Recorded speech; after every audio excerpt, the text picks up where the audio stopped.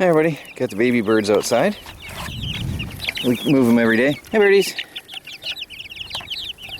Hi my little birds. They're friendlier every day. Getting used to the outdoors. And over here, I'm working in the garden a lot. Been working all day out here. There wasn't much exciting going on, so I haven't recorded anything. But I've got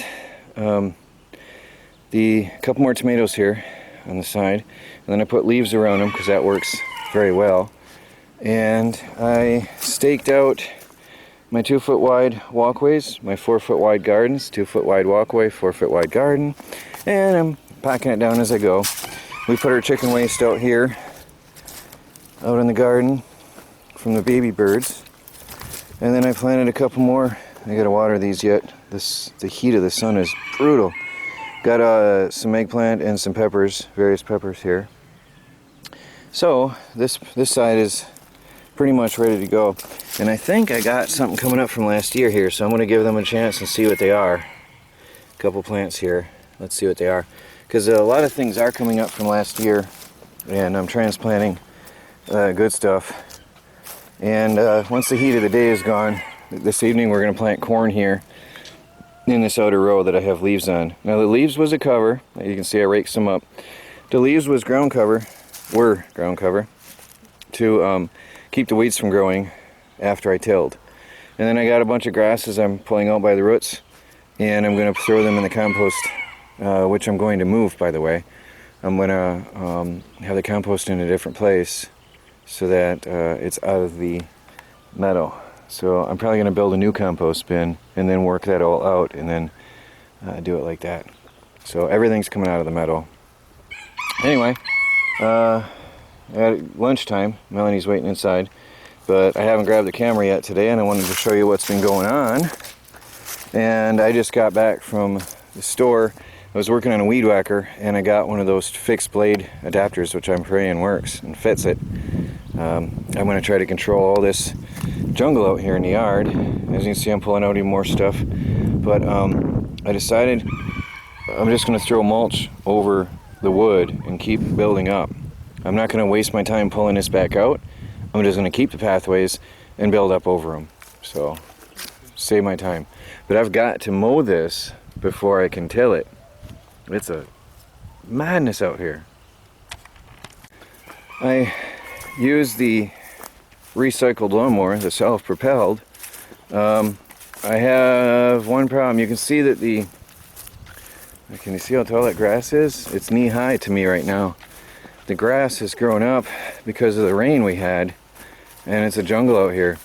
One problem with that mower is it is an oil burner, so I was able to get around the trees and get my pathway out to the camper back here.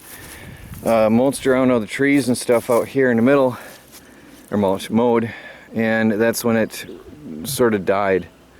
It loses compression once it heats up. So I don't know if it's worth putting rings in that thing or not, but I got a lot more mowing to do out here. And that thing, although it runs beautifully for a while when you first start it up and it's self-propelled and oh, it's nice, but then it runs out of steam and shuts down. It slowly dies out. Then I'm gonna get snippers out here and cut out all the way around in here and mulch around my trees. I didn't get to this tree, my mulberry, one of my favorite trees in the world. I need to get these trees out of here so that my mulberry will get more sun and bear fruit. Well, they are a slow, they're very, very slow in budding. Now, you probably can't hear it, but up by the neighbor, about a quarter mile away, is tree service, and they've dumped 2 more loads of mulch, and it's beautiful, fresh pine mulch, which I'm going to use in my garden pathways over here. So, anyway, you can see the jungle I'm walking through. But I got a path at least to keep the ticks off my legs as I walk. And I guess I'm going to have to either get a different mower going or re-ring that one there. But whatever. I'm gonna go in for lunch, so I'll talk to you guys later. Hi everybody, Troy and from the Do-It-Yourself World and the Off-Grid Project. Got a big package in the mail. I knew this was coming, so Melanie, I'll give you the honors. There you go. Big package.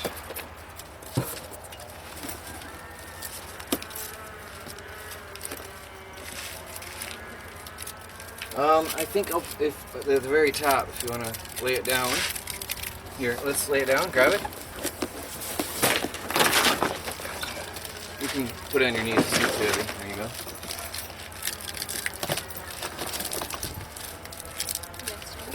Huh? Well, us.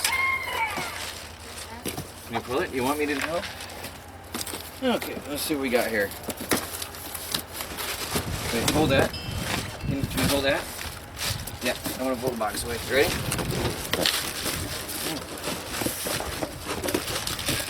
Got it?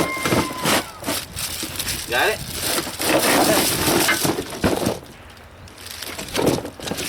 So, oh, that's in there. And there's something else in there. Ah, a rake. It looks like we got ourselves some nice garden tools here, Melanie. That scissor. Let me see, that must be to the rake head. So there's a, this is Garden Oil brand. There's a rake and a handle. And it looks like a spade for your gardening. That's going to be a good edger for our walkways. And there's a hoe.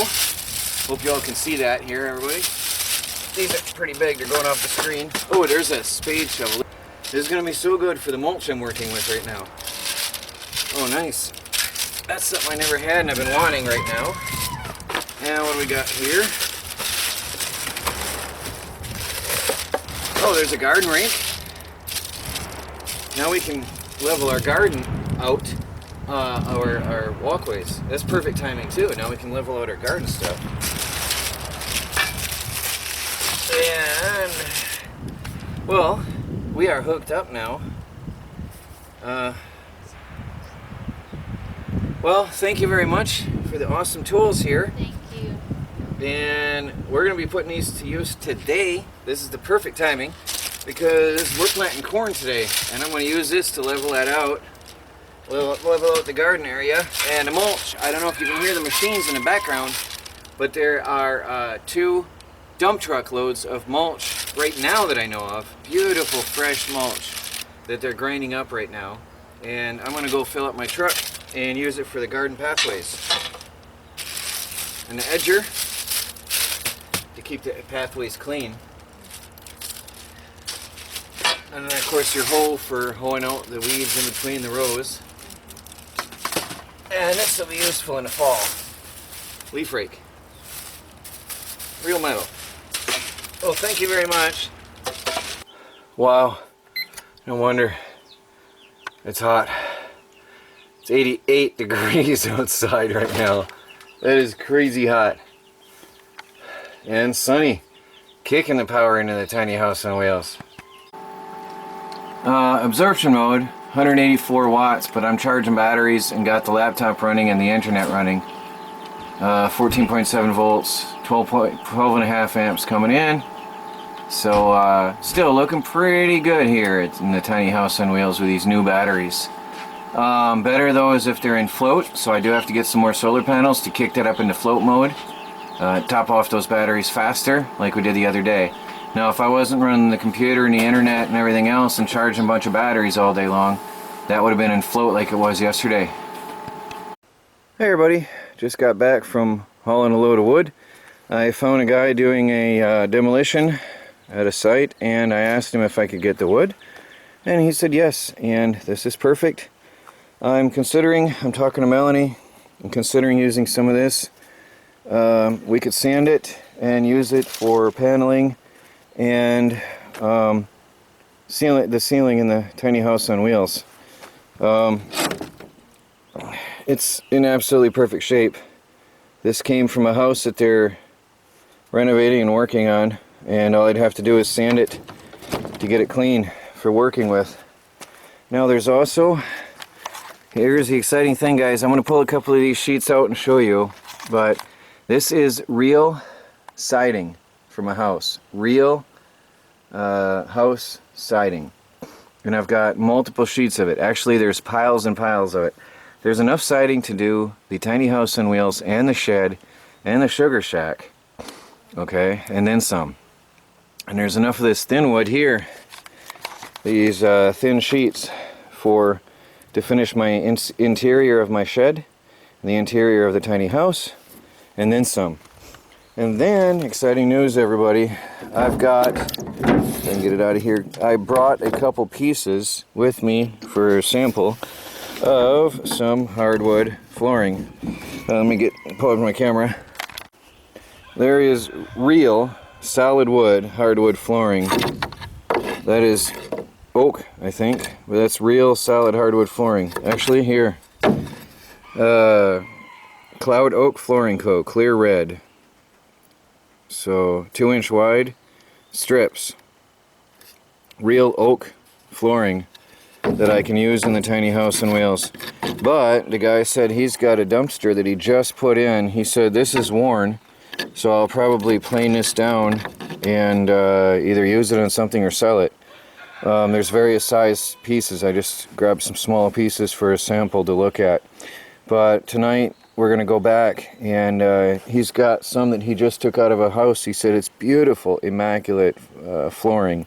He said it was a shame to throw away, and he wanted us to come to look at it and take whatever we want for our tiny house on wheels. So there's that. So these pieces, this oak flooring, I could probably plane it and sell it or whatever. I don't know. But hold on, let me pause the camera. Alright, everybody, here's what I'm dealing with. They're not 4x8. I think they're 3x6 sheets. They're odd size, but they seem to be pretty uniform in size. Anyway, the lines do not go, they go vertical, not horizontal. So these are laying on their side. But you can imagine the tiny house on wheels with this siding as is, and re-coat it in a future time, because it has like a board and batten look. But this is exterior grade plywood. It is plywood, but it's heavy duty, and it was expensive back in the day. Anyway, I could strip it and redo it, but that would be very, very time consuming. I don't know what it takes to strip siding once it's on a house, so I am very much open to suggestions here, please. What is today, Thursday? Tomorrow morning I'll be releasing this video for y'all to help me and tell me what you think before I make any choices. Tomorrow morning I will be getting more of this, so there is enough to do the entire tiny house and the shed, and probably even the sugar shack. So please do give me your opinions. I'm thinking I could just oil this as is, put it on the house as is with the leathered blue look, and oil it and see how that looks. So my three options are put it on as is, put it on like it is and oil it, or strip it and redo it. But stripping it and redoing it is very, very expensive and not something I can do anytime soon. But if I put it on, then I'll have a finished looking house. So please do tell me what you think. The other option is to finish with the pallet wood, which I really do like, to be honest. It needs to be oiled again. But this is almost a year old, and it is weathered well, and I really like the looks of it. So tell me what you think, guys. What do you think I should do? I really like the pallet wood. The siding would go on quick. But what do you think? Help me out here, people. This here would definitely make it unique. But anyway, advice and suggestions, please. Hey everybody, we are in float mode at 5 o'clock in the afternoon. Very, very good. So it's definitely the batteries. Batteries make all the difference in the world. The other batteries never went into float mode, although it was only about, well, probably realistically 100 or 200 amp hours total with the age of those batteries. So it shows me that older batteries don't really go into float mode because the charge controller thinks that they're still not charged because they're never really getting up there properly because they're so badly sulfated and aged. These batteries are good. I see the big difference. So these are better than the first batteries I ever had. Look at this, people. Melanie is finally not cold, but today I'm sweating badly. This is Melanie's temperature now. That's her weather. It was a job, but I got all the wood off the truck. Let's see how many sheets of wood it is. There's some thinner wood, and then there's the thick siding. So I got quite a mix here. And then I've got some smaller pieces which I'll be using to make the chicken coops pretty soon here. So I'm going to be making all brand new chicken coops. And that is perfect for that. Did some weed trimming, but the thing vibrates me pretty bad. Started up along the row here. I was being very careful around the fence line, but got halfway down that row and got the yard around the chickens done. And I trimmed a little bit out and about and in front of the solar panels, and then the thing started running rough on me, so I think the carb is a little bit dirty. Chicken's been out all day and they're quite happy. There's the older ones. So we put them in a different place every day for their daytime, and then they go indoors at night into the other cage, the three-dimensional jungle gym, for the nighttime. They got a mixture of greens and chick starter feed. They're quite happy right now. They're going to go in again soon. But right now I'm looking at building a chicken brooder so we can keep the birds outside full time. I'm working on some plans to make it. Hey everybody, I'm putting together a chicken run for the bantams. A proper, nice, roomy chicken run. Hopefully something that'll be light enough that I can move around in the future. That's the idea. Using all pallet wood. The idea is I'm using as much pallet wood as I can, recycling actual pallets.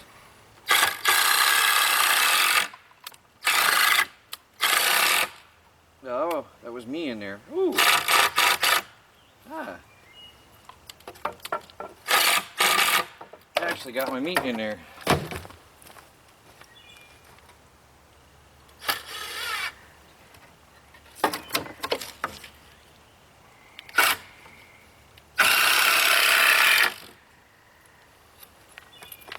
So what I did is simply cut it down to the right size and then use the original piece of framing from the top before I grab the camera.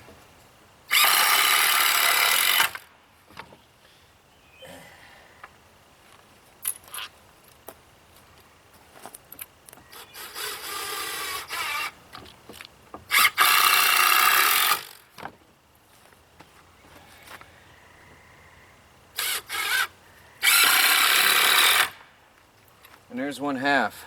Now, the frame in the other one broke, so I've got to bring over another piece. But there's one half of a hopefully lightweight and portable chicken tractor. So I'm just going to run cross braces. I'm going to have to put an angled piece inside here to stop shaking this. I'm going to use a 2x2 or something lightweight, one this way and one this way. And then I'll make another frame the same thing like this, connect it together on the ends and put chicken wire on it, and we'll have ourselves a chicken tractor or a chicken runway, which will be removable from the rabbit hutch that I'm using right now. Well, there's a cross bracing, or the frame so far with some cross bracing. I've got here a cross brace and I've got here a cross brace, so there's no wobble on this side at all, not in this direction. I've got to finish that side.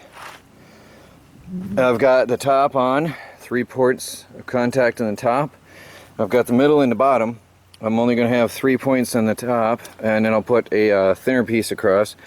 But I've been called to dinner, and then we're leaving soon for to go look at some hardwood flooring that's free. So talk to y'all later. Well, there it is, everybody. A truckload of hardwood flooring.